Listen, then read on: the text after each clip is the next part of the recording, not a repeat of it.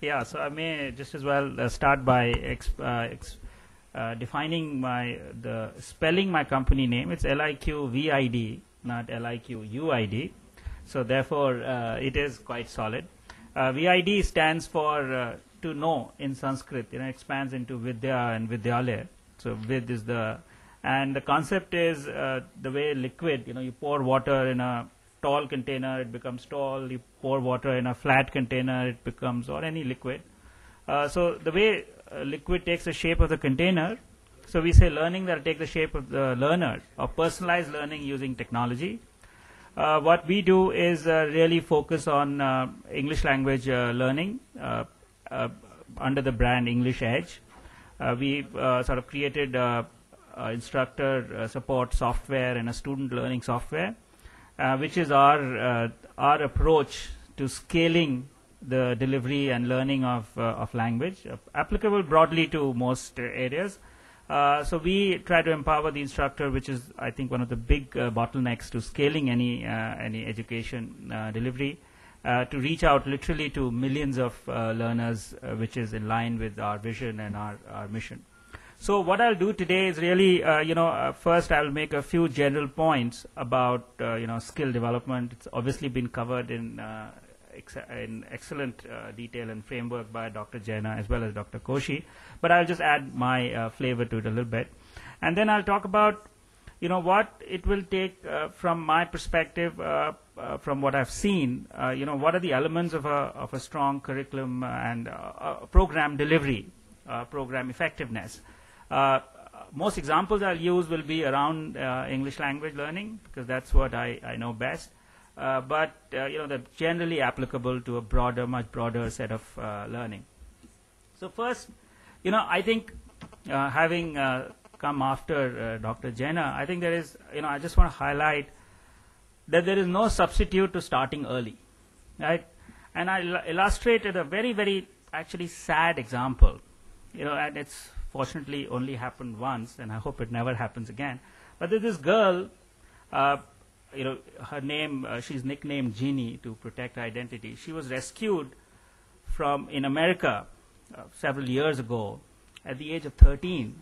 Her parents, I don't know what kind of parents they were, but they had kept her tied to a toilet seat during the day and tied to the sleeping bag during the night. She was not exposed to television or radio, and every time she tried to speak, her father used to beat her with a stick. Okay, for 13 years, that was her life. And when she was finally rescued, right, so she obviously was taken into good care and, provided a lot of training inputs. But she could never speak properly. She could, her vocabulary and her use of language never exceeded beyond what a very, very young child would have, right? So it was completely destroyed.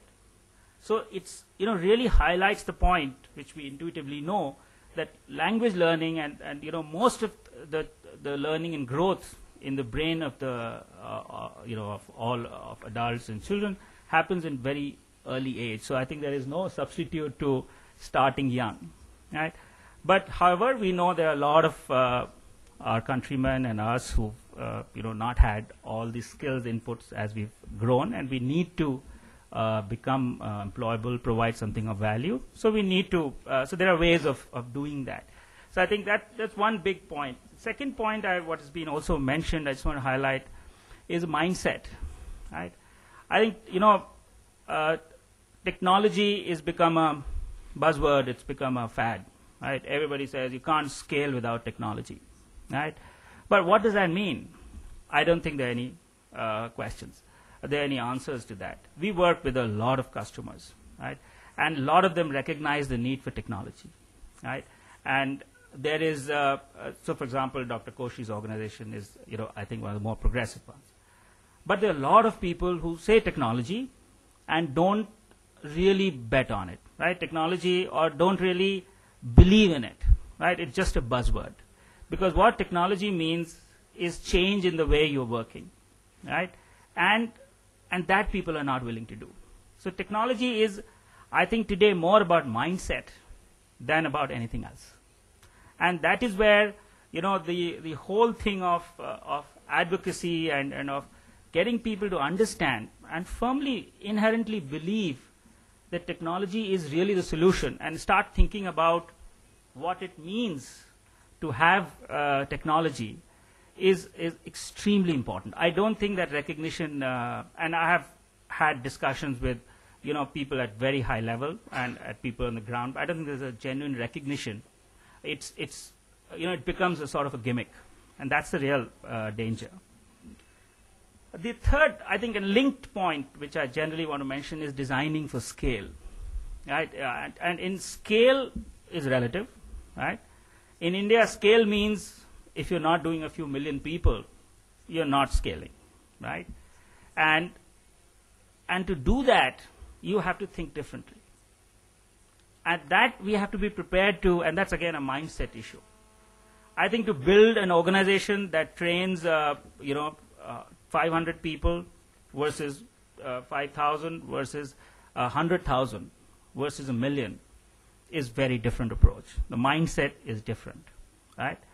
And that's a key, and I think that's where mindsets needs to change. We work, a lot of people understand that, but I think there needs to be a much wider recognition. So people, you know, when we say technology, I'd encourage everybody to think about what it means to use technology.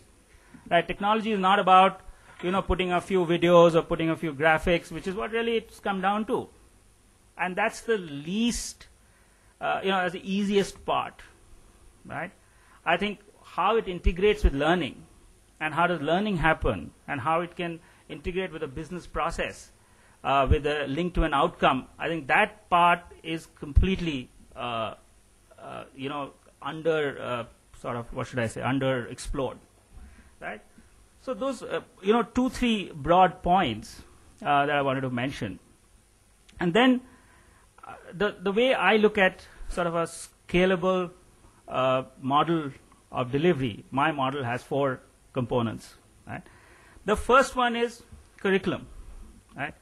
What are we trying to, the what of teaching? And I'll again use an example from English language. You know, we 200 years ago, we had English as a foreign language, right? That means everybody was benchmarked against a native speaker. So if you were in India or any other country, you were benchmarked against a native speaker, and you were always inferior, therefore, right? And that was, so there's a way of putting you in your place. Then, you know, as the British sort of expanded and we became colonies, so they needed a local sort of a cadre that could communicate between them and the local population, right? And then English was second language was born, right? English is a second language.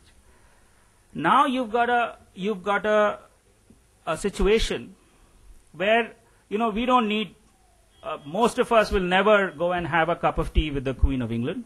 We don't need English for that purpose.